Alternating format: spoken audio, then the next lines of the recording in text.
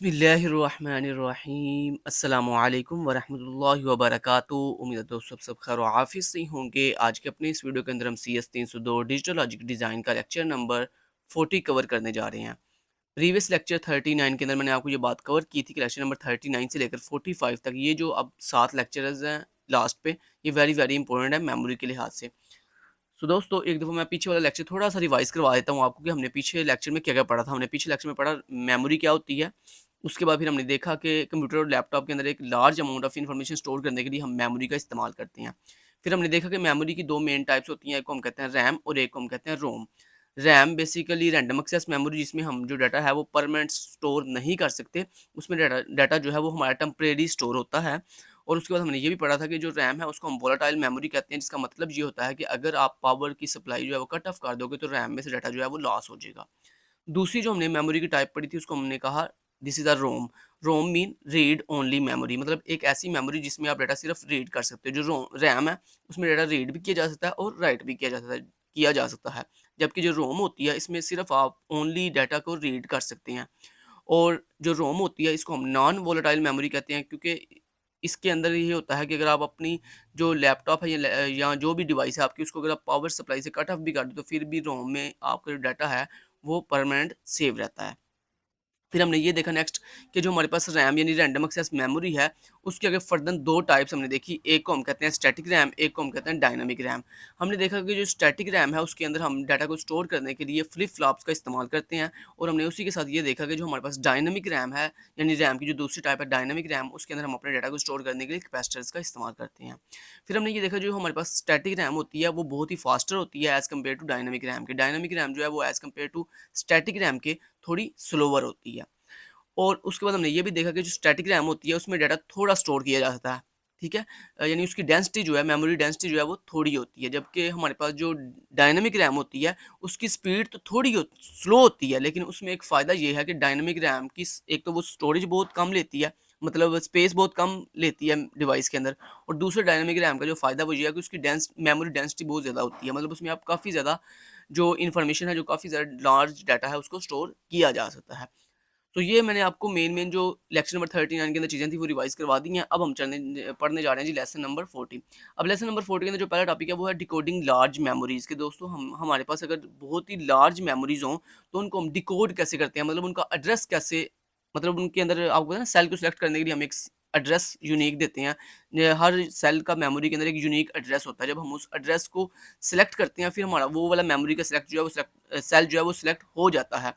अब हमने previous lecture के अंदर ये देखा था, लेक्चर नंबर 39 के लास्ट पे, कि जब भी हमने किसी भी सेल को सिलेक्ट करना होता है तो हमारे पास डिफरेंट एड्रेस बार्स होती हैं, डिफरेंट एड्रेस लाइंस होती हैं। उन एड्रेस लाइंस के ऊपर हम जो है वो अपना एक यूनिक एड्रेस फॉरवर्ड करते हैं, जिससे हमारी मेमोरी का जो सेल है वो सिलेक्ट हो जाता है। लेकिन दोस्तों अगर मान लो आपके पास एक बहुत बड़ी रैम है, जैसे यहाँ पे सर ने एक एग्जांपल दिया 16 केबी, यानी 16,000 बाइट्स की जो आपके पास मेमोरी है, रैम है, तो उसमें फिर ये होगा कि आपके पास जो एड्रेस लाइन्स हैं वो भी बहुत ज़्यादा होनी चाहिए।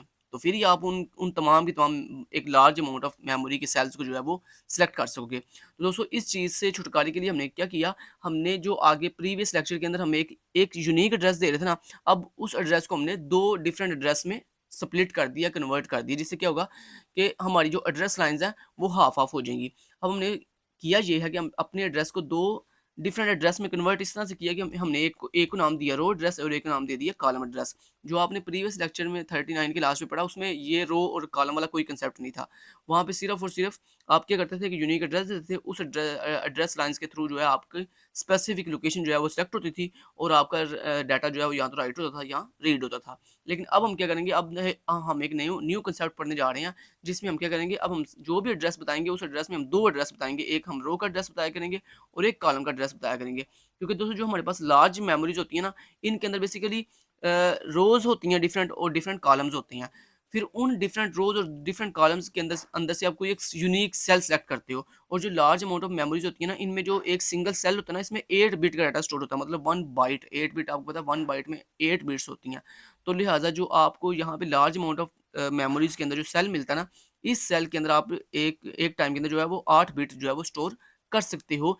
तो इन 8 बिट्स को जो है वो एक्सेस करने के लिए आपको 2 एड्रेस फॉरवर्ड करने पड़ते हैं। एक आपको रो का एड्रेस फॉरवर्ड करना पड़ता है और एक आपको कॉलम का एड्रेस जो है वो फॉरवर्ड करना पड़ता है। इस तरह जब आप अपने एक सिंगल एड्रेस को 2 डिफरेंट एड्रेस में स्प्लिट किया तो इससे फ़ायदा हमारा ये हो गया कि हमें अब जो है वो कुछ लाइन्स जो हैं वो रो के लिए हम यूज़ कर लेंगे, हाफ लाइन जो है वो रो के ऊपर चली जाए, रो एड्रेस के लिए रिज़र्व हो जाएँगी और जो हाफ लाइन्स है वो कॉलम एड्रेस के लिए जो है वो रिज़र्व हो जाएँगी। ठीक है? तो यहाँ पे आप देख सकते हैं ये एक डायग्राम है, इस डायग्राम में आपको ये सिखाया जा रहा है कि किस तरह से हम एक लार्ज अमाउंट ऑफ मेमोरीज़ को के अंदर डाटा राइट और रीड करते हैं। तो यहाँ पे दोस्तों आप देख सकते हो यहाँ पे हमारे पास 2 डिकोडर लगे हुए हैं। एक डिकोडर है जो जिसको हमने रो डिकोडर का नाम दे रहे हैं और दूसरा डिकोडर है जिसको हम कॉलम डिकोडर का नाम दे रहे हैं। प्रीवियस लेक्चर के अंदर आपने सिर्फ एक ही डिकोडर पढ़ा था जो एड्रेस डिकोडर था। जो क्या करता था कि पीछे से जो भी एड्रेस आना है उसने उसको डिकोड करना है और आगे वो वाली एड्रेस लाइन जो है वो यहाँ वो वाली लोकेशन जो है वो सिलेक्ट कर लेनी है। लेकिन अब यहाँ पे क्या होगा, यहाँ पे हमारे पास 2 एड्रेस होंगे। एक हमारे पास रो का एड्रेस और एक कॉलम का एड्रेस। यहाँ पे अब आपके पास 2 रो लाइन्स हैं, मतलब एड्रेस लाइन्स हैं जो कि रो के लिए हैं। अब यहाँ पे मान लो आपके पास कितनी टोटल कॉम्बिनेशन कितने बनेंगे बनेंगे अगर आपके पास रो लाइन्स 2 हैं तो आपके पास यहाँ पे 4 कॉम्बिनेशन बनेंगे, मतलब 0-0 फिर 0-1 1-0 एंड 1-1। तो जब आप दोस्तों 0-0 दोगे तो आपकी बेसिकली ये जो रो डिकोडर है इसके थ्रू आपकी ये जो फर्स्ट रो है यानी ये जो 0 वाली रो है ये सिलेक्ट हो जाएगी। अगर आप यहाँ पे 0-1 दोगे तो आपके पास ये जो सेकंड रो है यानी जिसको हमने 1 का नाम देंगे ये सिलेक्ट हो जाएगी। और अगर आप यहाँ पे वैल्यू दोगे 1-0 तो आपकी ये जो रो है ये वाली थर्ड वाली जिसको हमने 2 का नाम दिया, रो नंबर 2 ये सिलेक्ट हो जाएगी। और अगर आप यहाँ पे वैल्यू 1 और 1 दोगे A0 और A1 की तो आपके पास ये जो फोर्थ वाली रो है जिसको हमने 3 का नाम दिया, रो नंबर 3 का नाम दिया हुआ है, ये जो है वो सिलेक्ट हो जाएगी। ऐसे ही सेम दोस्तों कॉलम के लिए भी है कि कॉलम के अंदर भी हमारे पास 2 जो है वो कॉलम एड्रेस लाइन्स हैं जिसके ऊपर अगर आप 0 और 0 अप्लाई करोगे तो आपके पास जो फर्स्ट वाला कॉलम है ये वाला 0 वाला ये सिलेक्ट हो जाएगा। अगर आप यहाँ पे 0-1 अप्लाई करोगे तो यहाँ पे आपके पास ये 1 वाला कॉलम है ये सिलेक्ट हो जाएगा और उसके बाद नेक्स्ट 2 वाला कॉलम कब सिलेक्ट होगा जब यहाँ पे आप 1-0 अप्लाई करोगे। और जब आप यहाँ पे 1-1 अप्लाई करोगे तो आपके पास ये जो 3 वाला कॉलम है मतलब 4 वाला जो वैसे जनरली 4 कॉलम है, लेकिन हमने इसको नाम चूँकि 0 से हम शुरू कर रहे हैं तो इसलिए ये 3 वाला कॉलम बन गया, तो ये सिलेक्ट हो जाएगा। जब दोस्तों यहाँ पे आपके रो डिकोडर और कॉलम डिकोडर आपकी जो भी रो वाली लोकेशन है वो सिलेक्ट कर लेगा और उसके बाद आपकी कॉलम वाली जो लोकेशन है उसको सिलेक्ट कर देगा। तो आप ये देख सकते हैं कि आपकी जो एड्रेस रो लाइन्स हैं ये आगे जाके आपकी तमाम की तमाम ये सेल्स के साथ कनेक्ट हो रही हैं, आप अगर गौर करें तो। और उसके बाद ये जो आपकी कॉलम वाली लाइन्स हैं ये भी आपकी तमाम जो सेल्स हैं उनके साथ कनेक्ट हो रही हैं। तो यहाँ पे दोस्तों आप मान लो आपने यहाँ पे रो सिलेक्ट की 0 वाली और कॉलम सिलेक्ट किया 1 वाला, तो अब ये देख सकते हो रो ये वाली सिलेक्ट हो गई है तो मतलब ये वाली रो सिलेक्ट हो गई है, पूरी की पूरी रो सिलेक्ट हो गई है। ठीक है? अब इस रो के अंदर ये 4 सेल्स हैं 1, 2, 3, 4 इन चारों में से आपने कौन-सा सेल सिलेक्ट करना है वो बताएगा आपका कॉलम। तो कॉलम आपने कौन-सा सिलेक्ट किया? ये 1 वाला। तो मतलब उससे जब आपने 1 वाला कॉलम सिलेक्ट किया तो ये वाला पूरा कॉलम सिलेक्ट हो गया। ये इस तरह से, ठीक है? जब ये कॉलम सिलेक्ट हो गया तो अब आपने रो कौन-सी सिलेक्ट की थी? ये फर्स्ट वाली। कॉलम कौन-सा सिलेक्ट किया? ये वाला। तो मतलब सिंपली ये कि ये वाला सेल जो है वो आपका सिलेक्ट हो गया है। क्योंकि आपने ये वाली रो सिलेक्ट की और उसमें ये वाला कॉलम सिलेक्ट किया। तो इस रो फर्स्ट रो और सेकंड कॉलम के अकॉर्डिंग ये वाला सेल जो है वो आपका सिलेक्ट हो रहा है। तो अब आप इस सेल के अंदर जो भी डाटा है उसको या तो राइट करोगे या फिर रीड करोगे। और राइट और रीड करने के लिए नीचे आप देख सकते हो ये इनपुट आउटपुट बफर लगा हुआ है। अगर आप डाटा राइट करोगे मतलब आप डाटा जो है वो इनपुट करना चाहते हो मतलब राइट करना चाहते हो तो जो भी इनपुट बफर के अंदर यहाँ पे डाटा पड़ा होगा वो डाटा राइट हो जाएगा इस डाटा बस के थ्रू जो है इस स्पेसिफिक सेल के अंदर। और अगर आपने डाटा रीड करना है तो इस सेल के अंदर जो भी डाटा होगा वो इस डाटा बस के थ्रू आएगा और आकर इस आउटपुट बफर के अंदर आके स्टोर हो जाएगा। फिर आगे हम उसको मज़ीद जो है इस आउटपुट बफर के थ्रू आगे यूटिलाइज़ कर सकते हैं। तो उम्मीद है यहाँ तक आपको इस पूरी डायग्राम की समझ आ गई होगी। अब इसी डायग्राम में आगे सर ने जो है वो ये भी बताया कि अगर मान लो आपने डाटा राइट और रीड करना है वो कैसे होगा। तो ऊपर वाली डायग्राम में सिर्फ सर ने एड्रेस सेलेक्ट करना सिखाया कि किस तरह से आप रो का एड्रेस और कॉलम का एड्रेस देके किस तरह अपना कोई भी स्पेसिफिक सेल जो है वो उसको सिलेक्ट कर सकते हो। अब यहाँ पे सर आगे ये भी बता रहे हैं कि अगर आपने मान लो डाटा राइट और रीड करना तो वो कैसे होगा। तो यहाँ पे आप देख सकते हो दोस्तों, यहाँ पे हमारे पास 3 लाइन्स हैं। फर्स्ट लाइन जो है वो W मतलब राइट के लिए है। सेकंड लाइन CS मतलब चिप सेलेक्ट के लिए है, मतलब कि आपने कौन सी चिप सेलेक्ट करनी है। जैसे आप मेमोरी सेलेक्ट करते हो ना ऐसे चिप सेलेक्ट कर रहे हो आप। और उसके बाद नेक्स्ट तीसरी लाइन है जिसको OE का नाम दिया हुआ है मतलब आउटपुट अनेबल। तो दोस्तों अगर आपने डाटा राइट करना होगा ना, अगर आपने डाटा सिर्फ राइट करना होगा तो उसके लिए आप क्या करोगे, उसके लिए आप ये जो W वाली लाइन है इसके ऊपर भी 1 प्रोवाइड कर दोगे और ये जो CS वाली लाइन है इसके ऊपर भी आप 1 प्रोवाइड कर दोगे और ये जो OE वाली लाइन है इसको आप 0 कर दोगे क्योंकि आपने डाटा सिर्फ राइट करना है।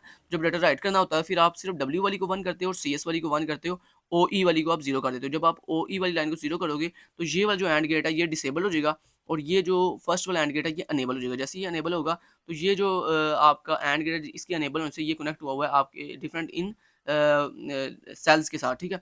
इन सेल्स के अंदर क्या होगा, आप डाटा जो है आपको जाके इजीली राइट हो जाएगा। वो डाटा जो आपने यहाँ पे इनपुट के तौर पर अपने इन बफर्स को दिया हुआ है, इन ट्राई स्टेट बफर के थ्रू आपका डाटा जो है वो जाके राइट हो जाएगा इन सेल्स के अंदर, जो भी सेल आपने सेलेक्ट किया होगा रो और कॉलम एड्रेस के थ्रू। ऐसे ही दोस्तों अगर आपने डाटा जो है वो रीड करना है, तो रीड करने के लिए क्या होगा कि यहाँ पे आप जो राइट वाली लाइन है यानी डब्ल्यू वाली लाइन है उसको 0 कर दोगे, सी एस यानी चिप सेलेक्ट वाली लाइन को आप 1 कर दोगे और ओ ई वाली लाइन को भी आप 1 कर दोगे। जिससे क्या होगा कि आपकी जैसे ये जो फर्स्ट एंड गेट है ये डिसेबल हो जाएगा और ये सेकंड एंड गेट है ये अनेबल हो जाएगा, और इसके अनेबल होने से क्या होगा कि ये चूंकि आगे जाके कनेक्ट हुआ हुआ है आपकी इस ट्राई स्टेट बफर के साथ, तो जो भी आप यहाँ पे ऊपर सेल सेलेक्ट करोगे उस सेल में जो भी डाटा होगा वो डाटा इस ट्राई स्टेट बफर के थ्रू होता हुआ आपकी स्क्रीन के ऊपर या आपकी जो भी आउटपुट लाइन है उसके ऊपर आपको अवेलेबल कर दिया जाएगा। ठीक है? और आप उसको यूटिलाइज़ कर सकते हैं। तो ये दोस्तों इसका कंसेप्ट था, उम्मीद है आपको इसकी भी समझ आ गई है। नेक्स्ट चलते हैं। अब यहाँ पे ये जो डायग्राम बनी हुई है, ये डायग्राम आपने बनाने की को मतलब ये नहीं कि मतलब आपको ये सर्किट बना के दिखाओ, ऐसा नहीं होता है। मतलब इसकी वर्किंग आपको पता हो, जैसे मैंने आपको अभी वर्किंग समझाई है कि अगर राइट डाटा करना होगा तो फिर कौन सी वैल्यूज़ हम देंगे, और जब डाटा रीड करना होगा तो फिर हम कौन-कौन सी वैल्यू जो है प्रोवाइड करेंगे। नेक्स्ट दोस्तों आ जाता है मेमोरी रीड साइकिल और मेमोरी राइट साइकिल। ये साइकिल का क्या मतलब है कि यानी जब आप अपनी मेमोरी में से डाटा रीड करते हो या राइट करते हो तो उसका क्या प्रोसीजर होता है, किस तरह से डाटा रीड होता है और किस तरह से डाटा राइट होता है। तो ये जो सर ने जिस मैंने ये थ्योरी को सिलेक्ट हाईलाइट किया हो ना, इसको आप अगर पढ़ेंगे तो आपको समझ आ जाएगी कि मेमोरी में डाटा किस तरह से रीड होता है, किस तरह से राइट होता है। तो मैं इसी चीज़ को जो है इसी सेम कंसेप्ट को जो है वो आपको डायग्राम के थ्रू समझा देता हूँ। तो यहाँ पे दोस्तों एक डायग्राम है, ये देखें, timing diagram of a read cycle की। जब आप डाटा रीड करते हो अपनी मेमोरी में से तो वो किस तरह से रीड होता है, तो ये उसका एक साइकिल दिखाया गया है कि सबसे पहले दोस्तों आप अपना यूनिक एड्रेस प्रोवाइड करते हो, और वो जो एड्रेस होता है वो आपका वैलिड एड्रेस होता है, और वो एड्रेस स्पेसिफिक टाइम के लिए होता है, मतलब एक स्पेसिफिक टाइम के लिए प्रोवाइड किया जाता है। ये नहीं कि मतलब वो एड्रेस जो भी आपने प्रोवाइड किया वो अब कंटिन्यूसली वही एड्रेस रहेगा, नहीं, बल्कि वो जो एड्रेस आपने प्रोवाइड किया है वो एक स्पेसिफिक टाइम पीरियड के लिए प्रोवाइड किया गया है।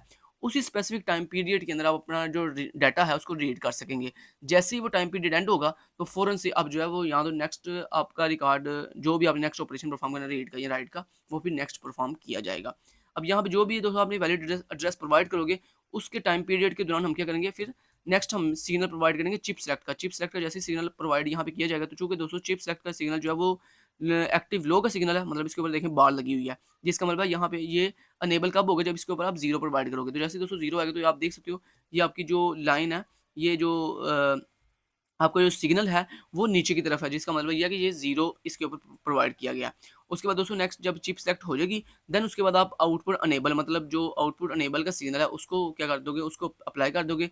जैसे उसको आप अप्लाई करोगे तो चूंकि उसके भी ऊपर भी बार है, तो ये अनेबल तब होगा जब इसके ऊपर आप 0 अप्लाई करोगे। तो आपने 0 अप्लाई किया तो ये आप देख सकते हो सिग्नल यहाँ से जो है वो स्टार्ट हो गया आपका आउटपुट अनेबल का। अब दोस्तों जैसे ये आपकी चिप सेलेक्ट हो जाएगी और उसके बाद आपका आउटपुट अनेबल का सिग्नल आ जाएगा, तो देन उसके बाद क्या होगा, उसके थोड़ी देर के बाद, क्योंकि आपको पता है ना थोड़ा-सा वो आता है, डिले आता है। जब आप कोई भी इनपुट प्रोवाइड करते हो तो इनपुट और आउटपुट के आने के दरमियान थोड़ा-सा डिले आता है, ठीक है? तो उस डिले की वजह से ये आप देख सकते हो यहाँ पे हमने चिप भी सेलेक्ट कर ली और आउटपुट अनेबल का सिग्नल भी प्रोवाइड कर दिया, लेकिन उसके थोड़े टाइम के बाद यहाँ पे जाके देखें आउटपुट जो है जनरेट होना स्टार्ट हो गया। तो ये हमारे पास वैलिड डाटा है जो हम रीड करेंगे यहाँ पे। अब आप यहाँ पे अगर गौर करें तो दोस्तों आपको ये जो डाटा प्रोवाइड यहाँ पे हमें एज ए आउटपुट मिल रहा है, उसके अंदर सिग्नल जो है हाई सिग्नल भी है और लो सिग्नल भी है। इसकी क्या वजह है? इसकी वजह दोस्तों ये है कि आपको जो डाटा आपको मिलेगा उस डाटा में 1 भी हो सकता है और 0 भी हो सकता है, क्योंकि डाटा में लाज़मी तो नहीं सिर्फ 1 1 ही हो या 0 0 ही हो। ये जो 2 सिग्नल आपको दिखाई दे रहे हैं ना वैलिड डाटा के अंदर, 1 वाला भी और 0 वाला भी सेम टाइम के अंदर, इसका बेसिकली मतलब ये है कि आपको जो डाटा आपको दिया जाएगा उसमें नंबर ऑफ वन्स भी हो सकते हैं और नंबर ऑफ ज़ीरोज़ भी हो सकते हैं। ऐसे ही जो एड्रेस एड्रेस आप प्रोवाइड करोगे उसमें उसमें चूँकि एड्रेस जो आप प्रोवाइड करते हो उसमें भी चूँकि 0 भी हो सकता है और 1 भी हो सकता है। इसलिए यहाँ पे ये जो 2 लाइन्स हैं ये सिग्नल वाली हाई भी और लो भी, ये बेसिकली ये डिपेंड आपको डिफाइन कर रही हैं कि यहाँ पे जो भी एड्रेस होगा वैलिड एड्रेस उसमें 1 भी हो सकता है और 0 भी हो सकता है। ठीक है? और उसके बाद दोस्तों जैसे ही सिग्नल एंड होगा, मतलब चिप सेलेक्ट का और आउटपुट अनेबल का सिग्नल जैसे ही एंड हुआ, तो उसके कुछ देर बाद भी जो आउटपुट है वो हमें प्रोवाइड की जा रही है। ऐसा क्यों दोस्तों? क्योंकि आपको पता है कि जब हाँ, आप इनपुट हटा भी लो, फिर भी उसके थोड़ी देर बाद आउटपुट जो है वो आपको मिलती रहती है, क्योंकि ये डिले की वजह से होता है। और दूसरा ये दोस्तों ये जो डिले की वजह से हमारी थोड़ी आउटपुट कुछ देर बाद एंड होती है, इसको हम कहते हैं होल्ड स्टेट, कि जिसमें हमारा आउटपुट जो है वो कुछ देर के लिए होल्ड रहती है। ठीक है? जिस तरह आपने देखा स्टार्टिंग के ऊपर जैसे ही इनपुट आई तो फ़ौरन से आपकी आउटपुट जनरेट नहीं हुई, उसके थोड़े डिले के बाद आउटपुट आई है। तो ऐसे ही जब इनपुट एंड होती है तो क्विकली आउटपुट एंड नहीं होती, बल्कि थोड़ी देर के बाद जो है वो आपकी आउटपुट जो है वो एंड होती है, जिसको हम होल्ड स्टेट भी कह सकते हैं।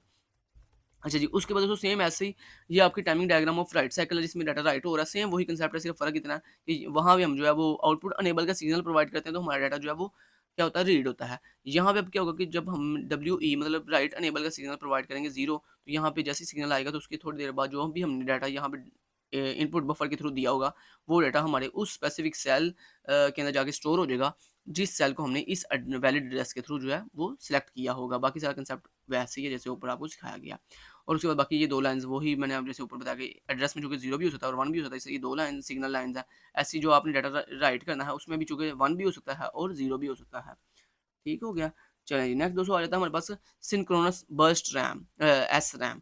अब दोस्तों ऊपर जो आपने पढ़ा ये क्या था, इसमें आप अगर गौर करो तो ये जो आप डाटा राइट या रीड कर रहे हो इसमें कोई क्लॉक पल्स आ रही है आपको नज़र? नहीं, कोई क्लॉक पल्स नहीं है। तो दोस्तों जब आपके सिस्टम के अंदर जब आप कोई भी प्रोसेसिंग कर रहे हो इलेक्ट्रॉनिक डिवाइस के अंदर और उसके अंदर कोई भी आप जो साइकिल है वो प्रोवाइड ना करो, ठीक है? तो क्लॉक पल्स प्रोवाइड ना करो दोस्तों, वो जो आपके पास सिस्टम होता है वो जो है ना कौन-सा होता है? वो आपके पास एसिंक्रोनस सिस्टम होता है। तो अब यहाँ पे ये जो रैम है ये एसिंक्रोनस एसरैम स्टैटिक रैम है, क्योंकि जिसमें आप कोई भी क्लॉक पल्स जो है वो अप्लाई नहीं कर रहे। और एक बात याद रखिएगा दोस्तों, जो क्लॉक जब आप क्लॉक पल्स प्रोवाइड ना की जाए और जो आपके पास एसिंक्रोनस सिस्टम्स होते हैं, उनकी स्पीड थोड़ी स्लो होती है as compare to synchronous system के, ठीक है? तो यहाँ पे अब दोस्तों सिंक्रोनस बर्स्ट एसरैम की बात की जा रही है। एसरैम मीन्स स्टैटिक रैम। सिंक्रोनस का मतलब है कि ऐसी एसरैम जो कि सिंक्रोनसली वर्क करेगी किसके साथ? विद द क्लॉक पल्स, ठीक है? तो यहाँ पे देखें लिखा भी होगा रैम चिप्स आर सब डिवाइडेड इनटू एसिंक्रोनस रैम, जिसको हम शॉर्टली जो है वो एएस रैम भी कहते हैं, एंड दूसरी का नाम है सिंक्रोनस बर्स्ट रैम, जिसको हम शॉर्टली जो है वो एस रैम भी कहते हैं। तो यानी वो कह रहे हैं जो हमारे पास रैम है, तो रैम की हमने ऊपर 2 मेन कैटेगरीज़ पढ़ी थी। एक एक पढ़ी थी हमने कौन-सी भला? एक हमने पढ़ी थी स्टैटिक रैम और एक हमने पढ़ी थी डायनामिक रैम। अब वो आगे बता रहा है कि हमने रैम जो चिप्स होती हैं उनको आगे सब डिवाइड किया हुआ है 2 कैटेगरीज़ के अंदर। एक को हम एसिंक्रोनस रैम कहते हैं और एक को हम सिंक्रोनस रैम कहते हैं। जो एसिंक्रोनस है उसको शॉर्टली नाम जो है वो हमने एएस रैम रखा हुआ है, यानी A stand for asynchronous, S mean static और रैम मीन रैम। और सिंक्रोनस बर्स्ट रैम का मतलब यहाँ पे ये शॉर्टली जैसे एस रैम का क्या मतलब है? S mean synchronous, B mean burst और एस रैम का मतलब है स्टैटिक रैम। आगे the static memory describe is an asynchronous S RAM, कहता है हमने जो स्टैटिक रैम है उसको डिस्क्राइब कर दिया हुआ है एसिंक्रोनस एस रैम के तौर पर, the operation of which does not depends upon the clock signal. जैसे मैंने आपको पहले बता चुका हूँ कि जो आपने अभी भी ऊपर जितना भी सर्किट्स पढ़े हैं, ठीक है, वो किसके थे? एसिंक्रोनस एसरैम के थे। और जो एसिंक्रोनस एसरैम होती है, इसमें कोई भी क्लॉक पल्स जो है वो डिपेंड नहीं कर रही होती। तो यही आगे सर बात कर रहे हैं। आगे the read and write operations and are carried out asynchronously. ये हमारे पास जो भी रीड और राइट का ऑपरेशन होता है वो विदाउट क्लॉक पल्स जो है वो परफॉर्म किया जाता है। आगे नेक्स्ट बात की जा रही है सिंक्रोनस एसरैम की। सिंक्रोनस एसरैम जो होती है वो दोस्तों मैंने जैसे कि आपको पहले बता दिया, जो सिंक्रोनस एसरैम होती है ये with the help of clock pulse जो है वो या क्लॉक सिग्नल जो है वो वर्क करती है। तो ये आगे देखें लिखा भी हुआ है synchronous SRAM uses the clock signal which is used by the microprocessor to synchronise its activities to synchronise the read and write operation for faster operation. और जैसे मैंने आपको पहले बताया कि जो सिंक्रोनस रैम एसरैम होती है ये बहुत ही फास्टर होती है, क्योंकि इसमें क्लॉक पल्स के थ्रू जो है काम किया जाता है। और ये क्लॉक पल्स इसको कहाँ से मिलती हैं? प्रोसेसर के थ्रू, माइक्रो प्रोसेसर के थ्रू जो है वो प्रोवाइड की जाती हैं, जिसके थ्रू आप डाटा जो है या तो रीड करते हो या फिर डाटा को राइट करते हो। ठीक है, अब आगे हम बात करते हैं हमारे पास जो सिंक्रोनस रैम है। अब सिंक्रोनस रैम में और एसिंक्रोनस में सिर्फ फ़र्क इतना है कि यहाँ पे हमारे पास साथ एक बर्स्ट आ जाएगा, बर्स्ट कंट्रोल आ जाएगा और उसके साथ हमें एक क्लॉक पल्स प्रोवाइड की जाएगी हमारे डाटा को रीड और राइट करने के लिए। अब इस डायग्राम को अगर मैं आपको समझाऊँ तो सबसे पहले देखें क्या हुआ। सबसे पहले देखें हमने अपनी जो एड्रेस रजिस्टर है उसको सबसे पहले क्या किया, क्लॉक पल्स प्रोवाइड करेंगे, जिससे क्या होगा हमारा जो ये सिस्टम है जो वर्क करेगा with the help of clock pulse. क्योंकि जब तक क्लॉक पल्स नहीं आएगी तब तक हमारा ये जो सिस्टम है ये वर्क नहीं करेगा, ये हमारी ये जो रैम है ये वर्क नहीं करेगी। उसके बाद फिर हमने क्या किया, फिर हमने एक एक्सटर्नल एड्रेस प्रोवाइड किया। जैसे दोस्तों वो एड्रेस आएगा तो वो एड्रेस आगे से ये जो एड्रेस रजिस्टर है इसको मिलेगा। तो जो भी एड्रेस आप इसको प्रोवाइड करोगे एड्रेस रजिस्टर को, वो एड्रेस रजिस्टर उसको उस एड्रेस को पकड़ेगा और पकड़ के किसको दे देगा, इस एड्रेस डिकोडर को दे देगा। और उस एड्रेस डिकोडर के अंदर रो एड्रेस भी होगा और कॉलम एड्रेस भी होगा। तो मतलब जो भी एड्रेस पीछे से आएगा वो एड्रेस जो है वो रो एड्रेस भी होगा और कॉलम एड्रेस भी होगा। जैसे इस एड्रेस डिकोडर को वो एड्रेस मिलेगा तो ये एड्रेस डिकोडर उसको जो है डिकोड करेगा रो एड्रेस के अकॉर्डिंग भी और कॉलम एड्रेस के अकॉर्डिंग भी। समझ आ गई बात की? अच्छा जी, आगे से जो दोस्तों जो भी यहाँ पे एड्रेस डिकोडर उस एड्रेस को डिकोड जब करेगा, तो यहाँ पे जो भी रो और कॉलम सेलेक्ट होगा उसके अकॉर्डिंग इस मेमोरी रैम के अंदर वो वाला स्पेसिफिक सेल जो है वो सिलेक्ट हो जाएगा जिसको जिसको आपने अभी सिलेक्ट किया है।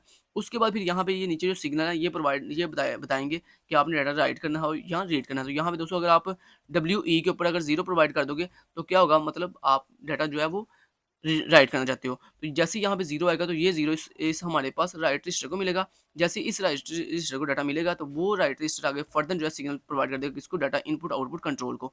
डाटा इनपुट आउटपुट कंट्रोल जो है आगे फर्दर जो है ये सिग्नल सेंड कर देगा। मतलब डाटा इनपुट आउटपुट कंट्रोल ये डिसाइड करेगा कि आपने डाटा जो है इनपुट करना है या आउटपुट करना है। इनपुट का मतलब है डाटा राइट करना है और आउटपुट का मतलब है डाटा हमने रीड करना है।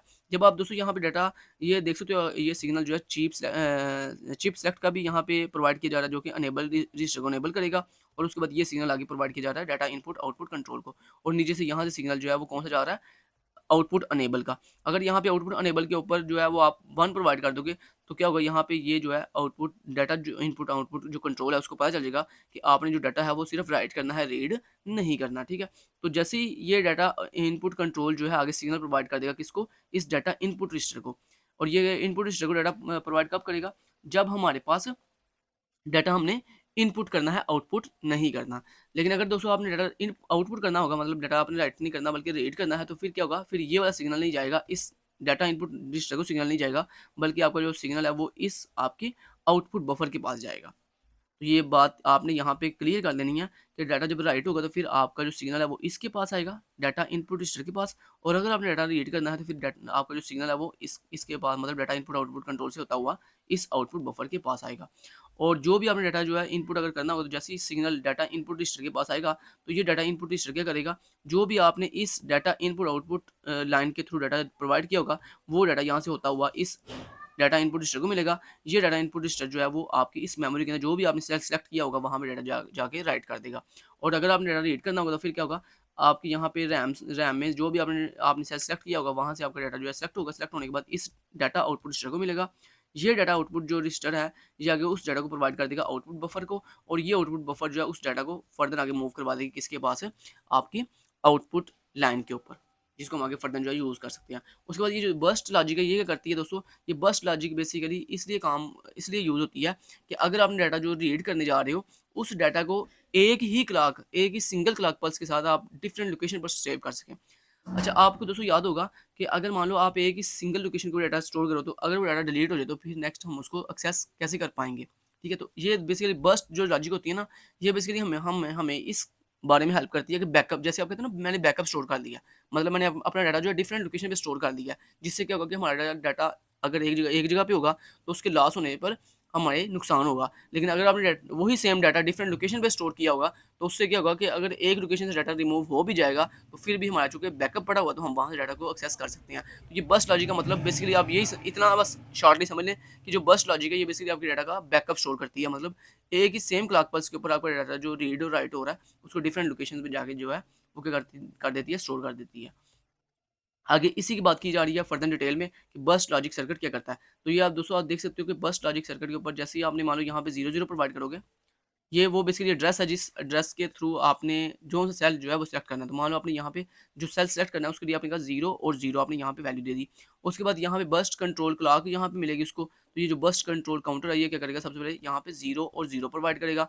फिर नेक्स्ट टाइम चूंकि दोस्तों ये काउंटर है तो ये काउंटर जो है इसके पास कितने कितने हमारे पास एड्रेस लाइन्स हैं, 2 एड्रेस लाइन्स हैं, और इन 2 एड्रेस लाइन आउटपुट लाइन्स हैं। इन आउटपुट लाइन्स के ऊपर जो है कितने कॉम्बिनेशन आएंगे, मैक्सिमम 4 कॉम्बिनेशन आएंगे, 0 0 0 1 1 0 एंड 1 1। तो दोस्तों कहने का मतलब ये है कि जब इन एड्रेस लाइन के ऊपर एक सिंगल एड्रेस आएगा ना, इस एड्रेस लाइन के ऊपर एक सिंगल एड्रेस आएगा, उस एक सिंगल एड्रेस के अकॉर्डिंग ये जो हमारे पास बाइनरी काउंटर है जो बर्स्ट कंट्रोल के थ्रू कंट्रोल किया जा रहा है, इसके ऊपर 4 डिफरेंट लोकेशन जो है ऑटोमेटिक सेलेक्ट हो जाएंगी।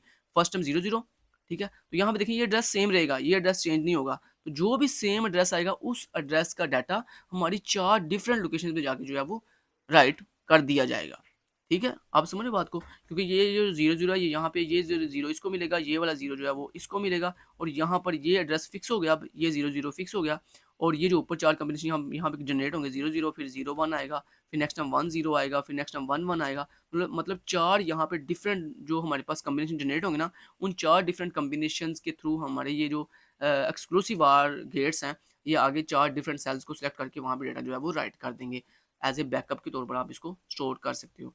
अच्छा नेक्स्ट चलते हैं जी, उसके बाद आ जाते हैं दोस्तों हमारे पास रैम की जो दूसरी टाइप थी डायनामिक रैम। जैसे आपने ऊपर पढ़ा कि रैम की 2 टाइप्स होती हैं, एक होती है स्टैटिक रैम और एक होती है डायनामिक रैम। अब यहाँ पे दोस्तों बताया जा रहा है स्टैटिक रैम, वही जो हम ऊपर डिटेल से पढ़ के आए हैं। A static RAM use a latch to store a single bit of information. कहते हैं हमारे पास जो स्टैटिक रैम होती है वो हमारे पास लैच का इस्तेमाल करती है या फ्लिप फ्लॉप का इस्तेमाल करती है एक सिंगल बिट ऑफ इन्फॉर्मेशन को स्टोर करने के लिए। 4 gates are used to implement a latch. कहता है हमारे पास जो 4 गेट्स होते हैं ना वो मिलकर एक लैच जो है वो इम्प्लीमेंट करते हैं, मतलब एक लैच सिंगल लैच बनाते हैं। इन टर्म ऑफ ट्रांजिस्टर कहता है हमारे पास अगर हम स्टैटिक रैम को बनाने के लिए ट्रांजिस्टर का इस्तेमाल करें तो 4 टू 6 ट्रांजिस्टर जो है वो यूज़ होते हैं। किसको बनाने के लिए, किसको इम्प्लीमेंट करने के लिए, स्टैटिक रैम को इम्प्लीमेंट करने के लिए। ऐसे ही वो आगे कह रहा है कि अगर आपने डायनामिक रैम बनानी है तो उसके लिए हम या तो उसके लिए हम एक सिंगल ट्रांजिस्टर और एक सिंगल कैपेसिटर का जो है वो इस्तेमाल करते हैं अपनी डायनामिक रैम को बनाने के लिए। तो ये आपने दोनों डिफरेंस याद रखने हैं कि अगर स्टैटिक रैम आप जो है वो लैच के थ्रू बना रही हो या फ्लिप फ्लॉप के थ्रू बना रही हो तो उसमें एक सिंगल बिट ऑफ इन्फॉर्मेशन जो है वो स्टोर होती है, और एक सिंगल लैच को बनाने के लिए हमें 4 गेट्स का इस्तेमाल करना पड़ता है। ऐसे ही वो कह रहा है कि अगर आपने जो स्टैटिक रैम है उसको बनाना है ट्रांजिस्टर के थ्रू तो हमें कम से कम 4 या 6 ट्रांजिस्टर जो है वो मिलाकर फिर जो है वो एक सिंगल सेल जो है वो बनाना पड़ता है किसका, स्टैटिक रैम का। जबकि अगर आपने डायनामिक रैम के अंदर एक सिंगल सेल बनाना हो तो उसके लिए हम क्या करते हैं, एक सिंगल ट्रांजिस्टर और एक सिंगल कैपेसिटर का इस्तेमाल करते हैं। तो ये देखें दोस्तों, एक एक सिंगल ट्रांजिस्टर और एक सिंगल कैपेसिटर, ठीक है? वो ज़्यादा थोड़ी जगह ले रहे हैं या 4 टू 6 ट्रांजिस्टर ज़्यादा जगह ले रहे हैं? तो ज़ाहिर बात है 4 टू 6 ट्रांजिस्टर ज़्यादा जगह ले रहे हैं। तो इसका मतलब यही वजह दोस्तों जो स्टैटिक रैम होती है ये ज़्यादा जगह ऑक्यूपाई करती है और इसमें डाटा भी जो है वो थोड़ा स्टोर होता है। जबकि जो हमारे पास डायनामिक रैम है इसके अंदर चूँकि एक सेल के लिए एक सिंगल ट्रांजिस्टर और एक सिंगल कैपेसिटर यूज़ होता है, लिहाज़ा ये जो जगह है वो थोड़ी ऑक्यूपाई करती है और इसमें जो मेमोरी डेंसिटी है वो बहुत ज़्यादा होती है, मतलब इसमें काफ़ी ज़्यादा इन्फॉर्मेशन जो है वो स्टोर की जा सकती है। लेकिन यहाँ पे दोस्तों एक जो ड्रॉबैक है वो यहाँ पे लिखा होगा, the capacitor based memory is known as a dynamic memory. कहता है जो हमारे पास ऐसी मेमोरी जो कैपेसिटर बेस्ड होती है जिसमें कैपेसिटर यूज़ किया जाता है उसको हम डी रैम या फिर डायनामिक रैम कहते हैं।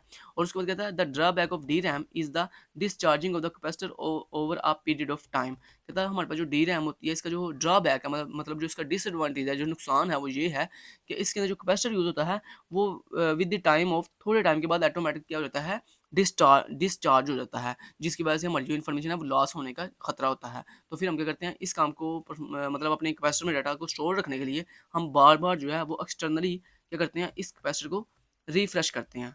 ठीक है? रिफ्रेश का सिग्नल जो है वो प्रोवाइड करते हैं, जिससे क्या होता है कि ये जो कैपेसिटर है ये डिस्चार्ज नहीं होता और हमारी इन्फॉर्मेशन जो है वो स्टोर रहती है। लेकिन इस काम को करने के लिए हमारी जो डी रैम है वो थोड़ी सुस्त, इसी वजह से थोड़ी सुस्त काम करती है। आगे यही दोस्तों एक सर्किट डायग्राम के थ्रू समझाया जा रहा है आपको कि जो हमारे पास डी रैम है यानी डायनामिक जो रैम है उसमें जो हमारे पास ट्रांजिस्टर और कैपेसिटर है वो किस तरह से हमारे डाटा को जो है वो स्टोर करते हैं, कैसे डाटा को राइट और रीड करते हैं।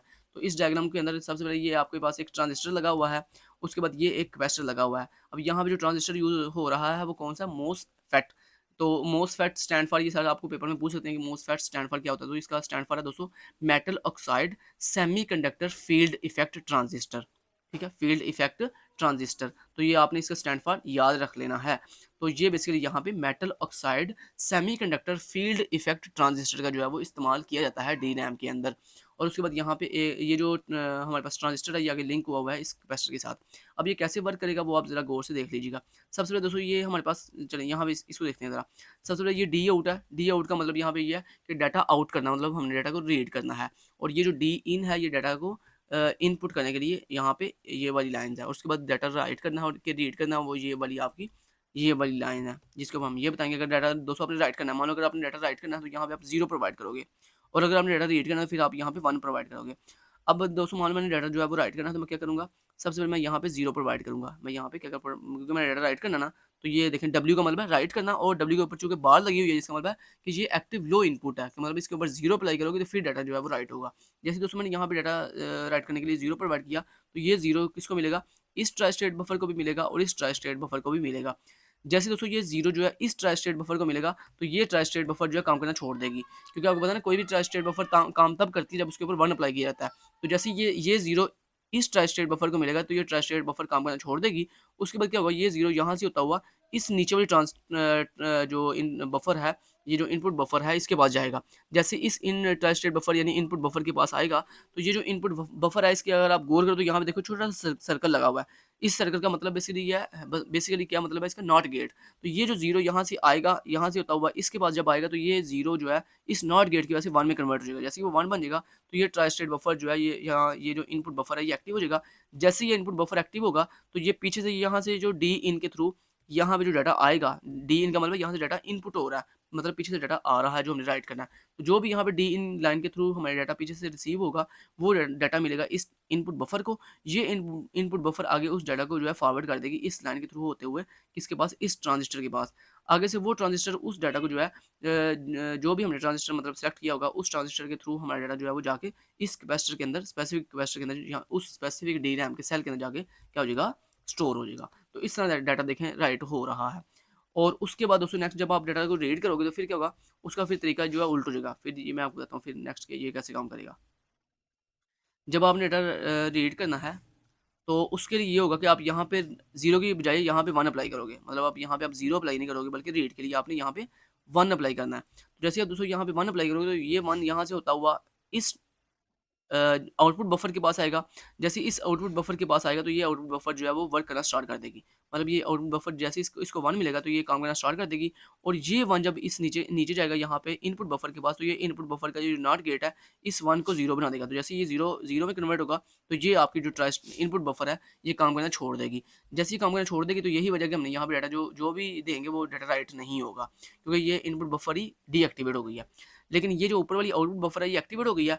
अब यहाँ पे ये आउटपुट बफर जैसे एक्टिव हो गई एक्टिवेट होगी तो यहाँ पे पीछे से जो भी डाटा हमें मिलेगा, मतलब ये यहाँ पे जो भी कैपेसिटर हमने सेलेक्ट किया होगा उस कैपेसिटर के अंदर जो भी डाटा होगा वो यहाँ से आएगा और इस ट्रांजिस्टर को मिलेगा। वो ट्रांजिस्टर इस डाटा को उठाकर किसको दे देगा, ये ऊपर की तरफ इस हमारे आउटपुट बफर को दे देगा। ये आउटपुट बफर जो कि एक्टिव है 1 की वजह से, तो ये आउटपुट बफर उस डाटा को ये इस डी आउटलाइन के थ्रू जो है बाहर डिस्प्ले कर देगी या आउटपुट के ऊपर यूटिलाइज कर देगी। और उसी के साथ साथ अगर आप गौर करो दोस्तों कि इस आउटपुट बफर को ऊपर से ये रिफ्रेश का सिग्नल भी मिल रहा है। ये अगर आप गौर करो तो ये देखो यहाँ से इसको रिफ्रेश बफर के थ्रू इस रिफ्रेश का सिग्नल भी मिल रहा है। वो रिफ्रेश का सिग्नल दोस्तों यहाँ से होता हुआ इस ट्रांजिस्टर के पास आएगा और वो ट्रांजिस्टर आगे से इस कैपेसिटर को जो है क्या करेगा, डिस्चार्ज होने से मतलब स्टॉप करवा देगा। क्योंकि अगर आपको पता ना ये जब हम हमारा कैपेसिटर डिस्चार्ज होने लगता है तो हम ये जो एक्सटर्नल हम रिफ्रेश सिग्नल जब प्रोवाइड करते हैं तो उससे हमारा जो कैपेसिटर है वो डिस्चार्ज नहीं होता और जो भी डाटा हम यहाँ से रीड करने जा रहे थे वही सेम डाटा यहाँ पे दोबारा से इसी कैपेसिटर के अंदर जो आगे दोबारा स्टोर हो जाता है।